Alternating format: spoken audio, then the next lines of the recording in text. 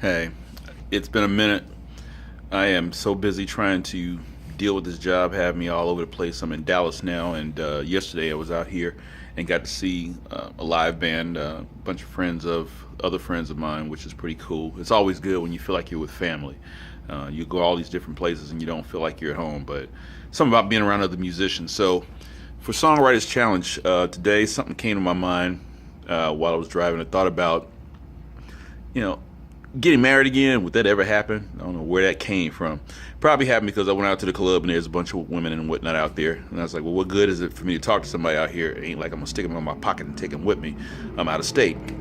But it made me stop and think about all the times I stopped and said, well, you'll never do that kind of thing again. There's been songs written about this. Thing talks about, a lot of folks talk about that. What would make you put yourself through all that again? And I stopped and thought, well, what would?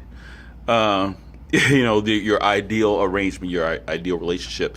I thought about some of the groups, some of the people who've gotten married that are in the public eye that everybody would know, and people tend to aspire to be like them, but people keep forgetting that those people got problems too. We just don't always see them, and then of course when you do see them, it's a bad thing. And I stopped and thought, I said, well, dag, do I really want to love like that? From outside looking in, I've always loved Ashford and Simpson, and I've always thought, man, if I had a marriage like that, Ozzy and Harriet, Ozzy Davis, and his wife, I said, man, it'd be really cool if I had something like that, at least to fit the ideal. But I recognize, like I said, they got their ups and downs too. But at a very least, someone told me that you probably ain't gonna find the person that you're looking for, because you're gonna find a woman who loves music the way you do, somebody you can co-write with, arrange with, sing with, and stuff like that. And I say, yeah, that's a fantasy. But all the same, that's probably why. I mean, they never get married again.